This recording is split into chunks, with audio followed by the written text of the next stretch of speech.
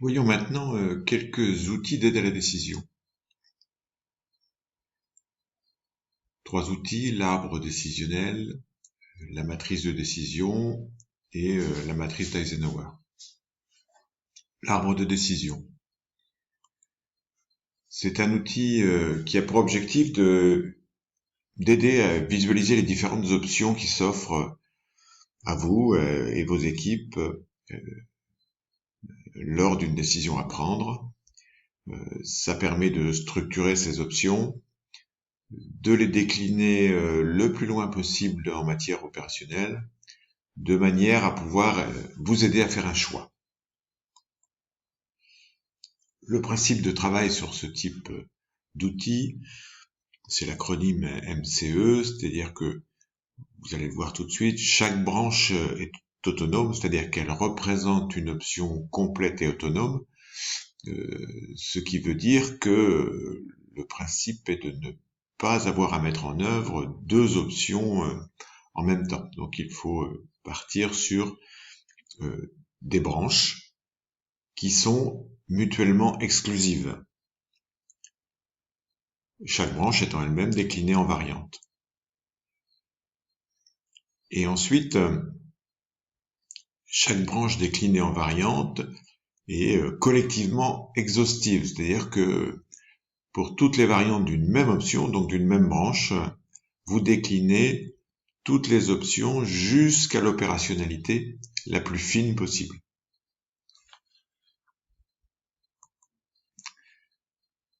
Alors, quels sont les avantages de cet outil? C'est un outil qui est facile d'utilisation et de modélisation. Il est très graphique et compréhensible par le plus grand nombre. C'est-à-dire qu'en fonction du type d'agilité des personnes, certaines sont plus sur l'audition, plus sur l'écriture, plus sur le visuel. Et en fait, c'est un outil qui permet de marier les 3 approches.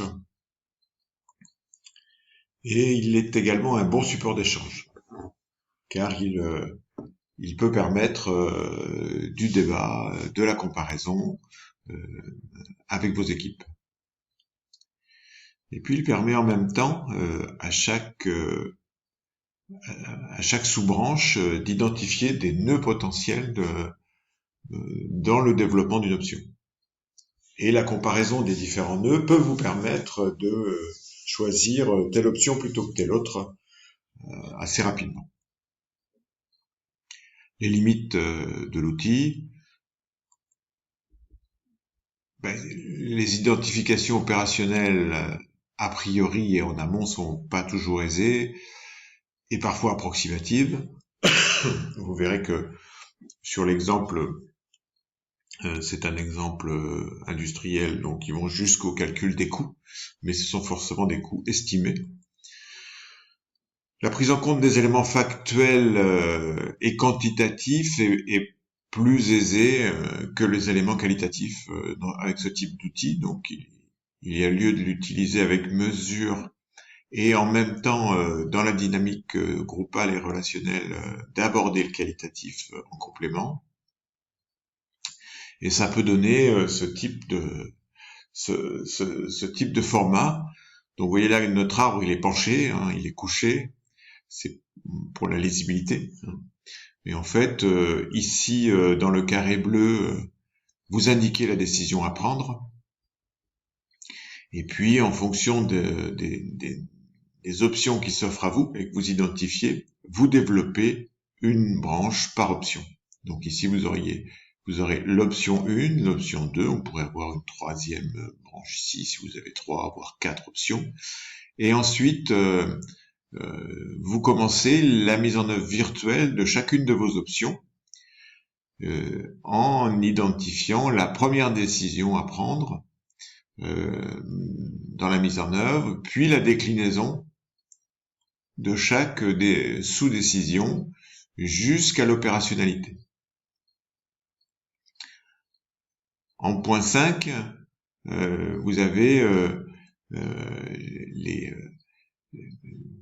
le repérage des points de départ des effets possibles de votre décision.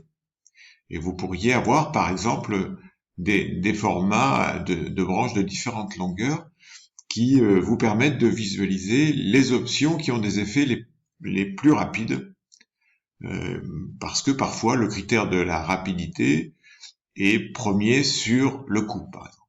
Sachant qu'ici, vous terminez par l'estimation des coûts.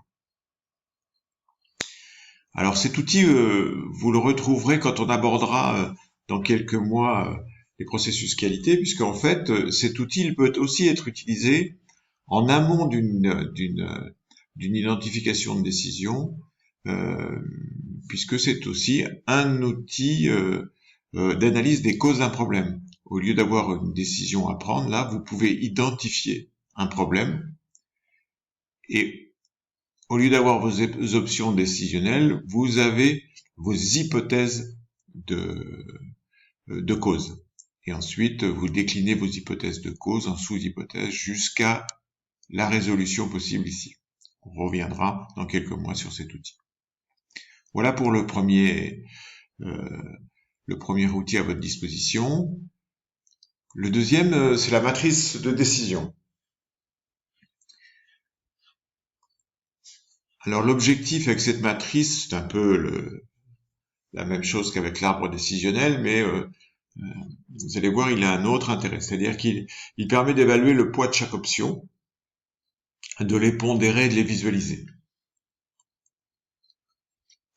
Les étapes d'utilisation de cette matrice, c'est comme pour l'arbre décisionnel, c'est d'identifier la décision à prendre, de lister les choix possibles, donc vos options.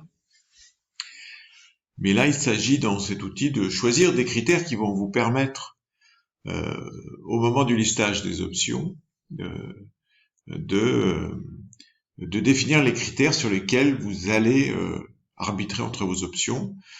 Vous construisez votre matrice et ensuite vous remplissez la matrice pour choisir l'option. Les avantages, c'est également extrêmement facile d'utilisation et de modélisation. C'est utile lorsqu'il y a de nombreuses options et de nombreuses variantes. Ça évite d'avoir, par rapport à l'arbre décisionnel, un arbre trop complexe ou trop fouillis.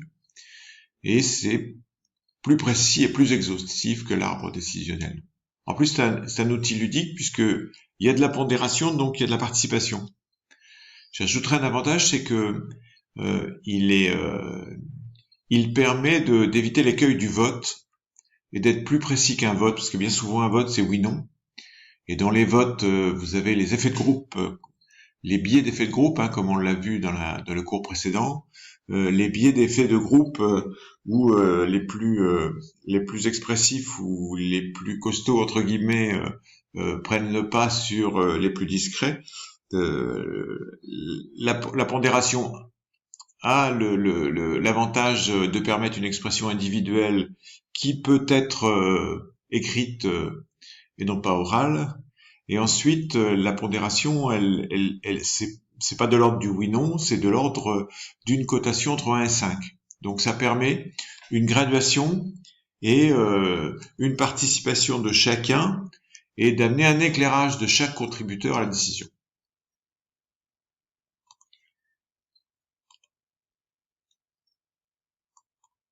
Les inconvénients, il vous faut un système d'information fiable, puisque vous allez avoir besoin c'est valable aussi pour l'arbre décisionnel, pour pouvoir aller jusqu'au bout, notamment de l'opérationnalité, ça nécessite de la précision, surtout lorsqu'on est dans l'anticipation, et donc d'avoir un système d'information performant. Le deuxième inconvénient, c'est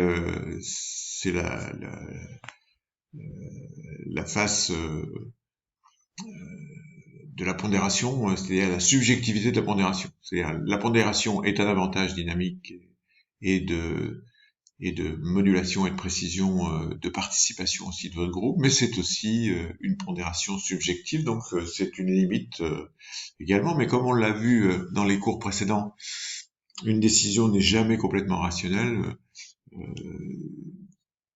Moi, je considère que la participation et la subjectivité est plutôt un avantage qu'un inconvénient. Mais bon, il faut quand même avoir l'honnêteté de dire que cette subjectivité peut aussi vous orienter défavorablement. Donc comment ça se présente? Eh bien, ça se présente sous forme de tableau. Alors là, vous avez un exemple. Quelle solution informatique choisir pour le dossier du résident? Donc vous construisez votre tableau. Ici, bon, j'ai repris sur Internet un tableau existant. Hein. Vous avez vos candidats, vos fournisseurs. Hein. Vous pourriez avoir Axapa, je ne sais quel autre fournisseur. Et puis vous déterminez collectivement sur quels critères vous allez arbitrer entre vos fournisseurs. La livraison, le service client, la qualité du produit, son prix, la qualité de suivi de service après-vente, ça c'est extrêmement important à l'expérience sur le choix d'un dossier. Et vous voyez que vous avez un critère de pondération. Et là, effectivement, moi j'aurais mis 4, voire 5 ici. Bon, sur l'exemple, c'est 2. Coefficient 2, la qualité coefficient 5, la livraison coefficient 3. Voilà, et en fait, vous faites voter votre groupe dans chacun des critères, ce qui fait que les points de 1 à 5 de chacun des participants se cumulent dans ces cases, et en fait, vous avez un résultat qui est lié à la pondération, c'est-à-dire le vote de vos participants par le degré de pondération, et ça vous donne à la sortie un total pondéré qui vous permet d'arbitrer entre vos fournisseurs, donc pourquoi pas entre vos options si vous êtes dans l'utilisation d'une décision en interne. Voilà, c'est un outil intéressant, surtout si vous le combinez avec la loi de Pareto, qu'on verra en qualité, c'est-à-dire que 20% des causes génèrent 80% des effets. Vous pouvez consolider votre arbitrage au regard de votre pondération. Dernier outil, alors il y en a d'autres, mais la matrice d'Eisenhower. Alors c'est parfois, c'est un peu humoristique en même temps. C'est-à-dire que l'objectif c'est d'aider à définir et gérer des priorités, de garder de l'énergie pour les objectifs, de concentrer l'énergie sur ce qui est essentiel et d'être disponible aux imprévus.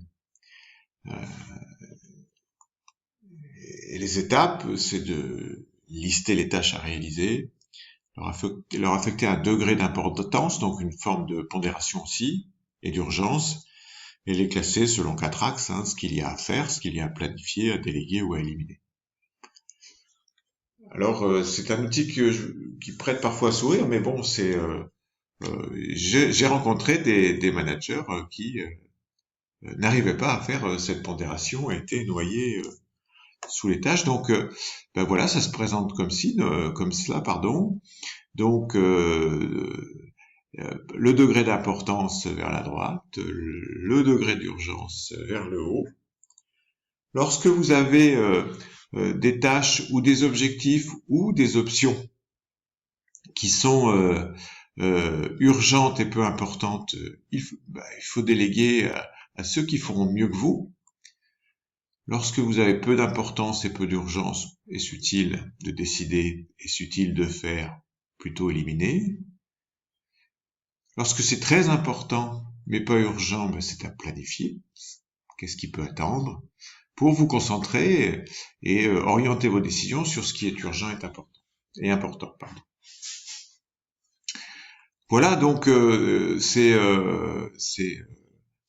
3 outils sont à votre disposition. Donc nous verrons ensemble dans les prochains cours et dans les prochains exercices, que ce soit au sein du DEF2 ou que ce soit dans le dossier d'analyse stratégique. Je vous souhaite une bonne continuation et vous dis à bientôt.